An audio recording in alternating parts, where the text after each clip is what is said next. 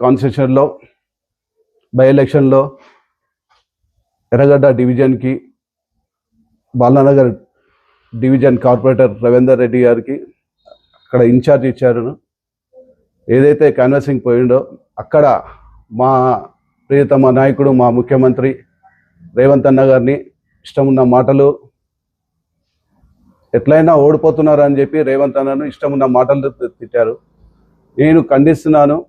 ఏదైతే రవీందర్ రెడ్డి కార్పొరేటర్ మాట్లాడాడో ఆయన స్థాయికి తగ్గట్టు మాట్లాడాలి. ఒక ముఖ్యమంత్రిని, రాష్ట్ర ముఖ్యమంత్రిని ఇష్టం ఉన్న మాటలు, ఇది మూడోసారి. మేము హెచ్చరిస్తున్నా, రవీందర్ రెడ్డి ఈసారి మాట్లాడినావు కానీ నెక్స్ట్ టైం ఇట్లా మాట్లాడినావు అనుకో ఖబర్దార్. అదేవిధంగా 14 తారీఖు లోపల నువ్వు మా సీఎం ముఖ్యమంత్రి గారికి క్షమాపణ కోరితే మంచిది. లేదంటే నువ్వు చేసే ప్రోగ్రాంలు అయినా కానీ, నువ్వు చేసే కార్యక్రమాలు కానీ అన్నిటికీ అడ్డుకుంటాం. ఒక పద్ధతి ఉంటుంది. ఆయన స్థాయి ఎక్కడ, నీ స్థాయి ఎక్కడ?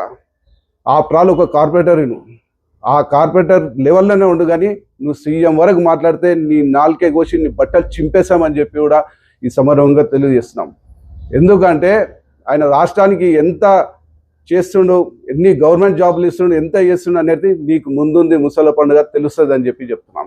అదేవిధంగా మా కాంగ్రెస్ నేత మా నవీన్ యాదవ్ 30,000 మెజార్టీతో, భారీ మెజార్టీతో గెలవడం జరుగుతుంది.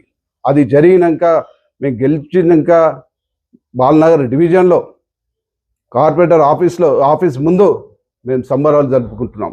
14 తారీఖు రోజు నీ కార్పొరేటర్ రవీందర్ రెడ్డి ఆఫీస్ దగ్గర మేము సంబరాలు జరుపుకుంటున్నాం. నీకు దమ్ము ధైర్యం ఉంటే మమ్మల్ని ఆపుకోమని చెప్పి చెప్తున్నాం. మా కాంగ్రెస్ పార్టీ నాయకులు, మా కుటుంబము, నా కాంగ్రెస్ పార్టీ కుటుంబంలో అందరం వచ్చి కూడా మీ ఆఫీస్ దగ్గర మేము సంబరాలు జరుపుకుంటాం.